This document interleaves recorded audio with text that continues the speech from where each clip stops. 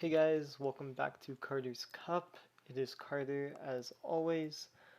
And I want to touch on a few things. Firstly, I'm sorry for the audio quality of the last video.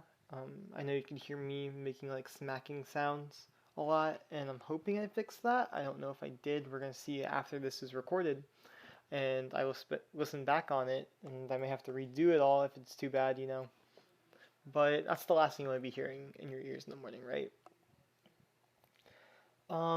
Secondly, I know what today's topic is going to be about, but I want you to know that I'm recording this right after the last episode because I'm supposed to go to the beach tomorrow, so I'm probably not going to have a lot of time to record a podcast episode. So I'm filming it right after the coffee episode, and I think it suits well because there's two things that really identify my life right now, and that's coffee and spikeball. Today's topic is going to be spikeball.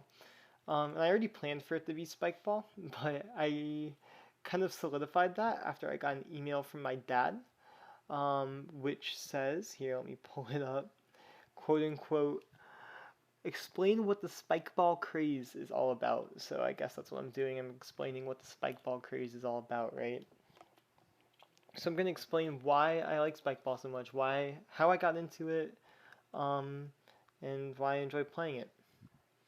So I got into it by I saw a bunch of videos on like TikTok and Snapchat, Instagram, and all that of this game, right? And it looked sick, right? Like it didn't seem like a boring game. It seemed like very fast paced, very intensity, like high skill level game, right? That you can play at the beach, right? I thought it was a beach game at first.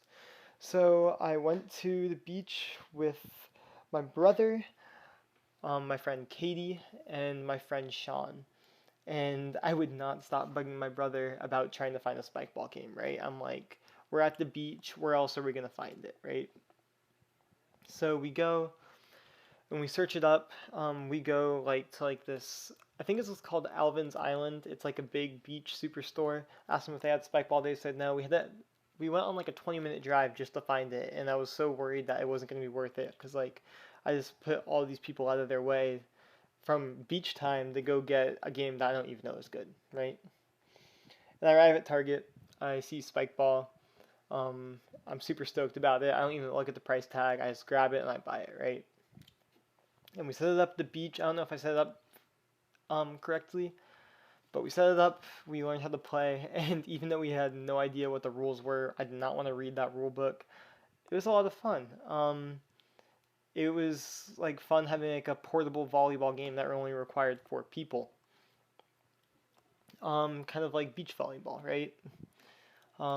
So I ended up playing it more. I played it um, off of the beach, like in like grass patches. But every time I would go to the beach, I would bring my spike ball with me. I would be sure. And I played it throughout all of summer, basically. And I went to college with it. And college was a way I got to meet so many people. Um, and spike ball th- through college was a way I got to meet so many people. Like everyone loves spike ball in college, right? Because like it's the most accessible sport you have, and especially in a time of COVID. I remember like meeting this guy named Jeremy. Um, Me, my roommate Nick at the time, and Jeremy walked to the green just trying to find the fourth person. And we all played spike ball. Jeremy eventually brought his roommate Peter, and we played spike ball. And I eventually got to meet like the UNF track team through spike ball. I met a ton of cool people through spike ball, right? And now there's like a whole community formed from it. Like I joined a group chat for UNF spike ball.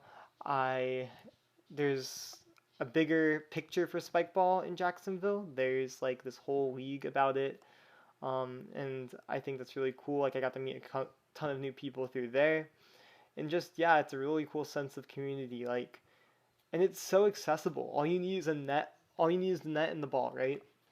And I remember like I'll be sitting in the library, and the UNF library it overlooks directly onto the main green area of UNF. And I'll be studying like procrastinating because I don't want to do my work. I'll look down. I'll see some people either looking for a fourth or just playing some spike ball. Just they're trying to get a game going, right? And I'll literally I'll ditch everything that I'm doing. I'll grab my bag, pack up, longboard over to the green, take my shirt off, and play some spike ball in the sun. It's a great way to just like kind of like unwind. It's super quick to get going too. And yeah, and the fact that it only requires 4 people, like, basically means that as long as you have like a group chat with 20 people or such, you can get a game going basically at any time. So whenever I feel like playing spikeball, I can play spikeball. But enough talking about the communal aspect of spikeball and the reason why I like it so much. Let me just talk about the game. So the game is 4 people, 2 teams of 2, and the materials is the spikeball net.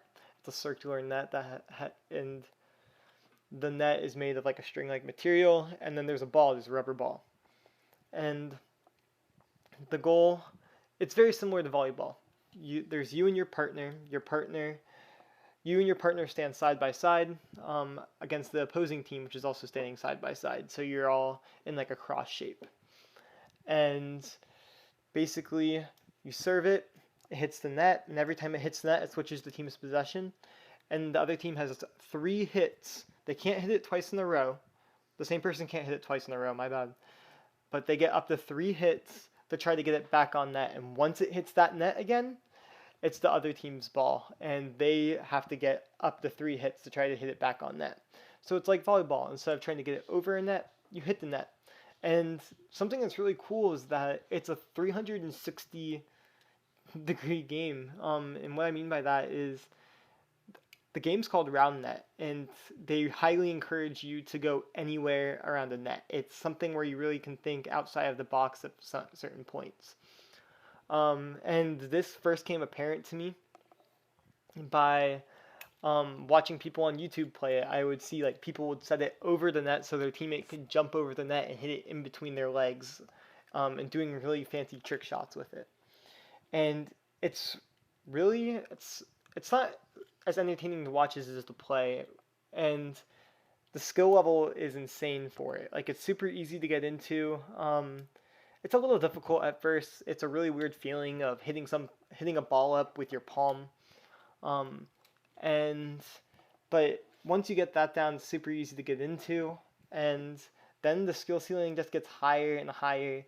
And seeing some people play, some of the people that I've met, some people are insane at the game, and it's like, dang, like I'll probably never ever reach their level, but that's insane that they're so good at this game.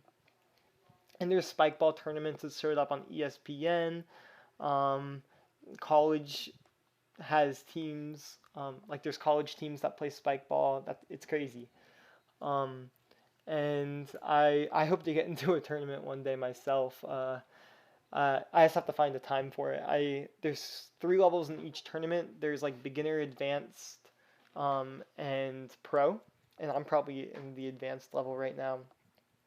Personally, I would like to team up with my brother as my teammate and practice a lot with him, but he's all the way in New Orleans. But I just think it would be funny if we had the Hanson duo. That's like an inside joke if you guys don't know. It would just be funny if me and my brother were able to go to spikeball games and like bond over like this game, which I've already bonded with so many other people with. I also love how you can play it anywhere.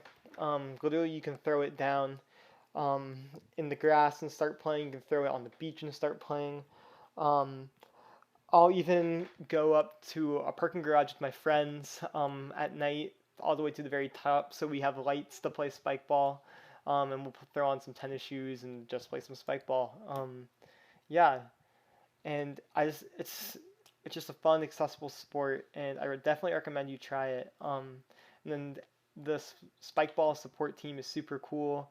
There's like lifetime warranties. If you tend to like break any of your materials, you can just email them and be like, "Hey, like we're having too much fun over here," and they'd be like, "Oh, we got you," and they'd slide you like a brand new piece for free because that's how passionate they are. And you could tell that there's a lot of care that went into this product. There's a lot of care in the community, um, and that people just love playing spike ball. There's a spike ball app that you can get even where you can basically search for nearby people who want to play spike ball, and you can get some pickup games going. It's just really cool. It's something I've never really seen It's the first college sport I've seen. I know Ultimate Frisbee is really popular, but I'm telling you, Ultimate Frisbee's about to be put in the dust once spikeball becomes popular. And it already kind of is, but it's about to take off. I have a feeling. So especially after COVID, we'll see. But anyway, that's it for today. Thanks for tuning in. Thank you for letting me take 10 minutes of your day. I hope it was worth it. I hope I made your day that much brighter. So yeah, make sure to like the video. Look at me being a stereotypical YouTuber, and subscribe if you enjoy these. And yeah, I'll see you tomorrow.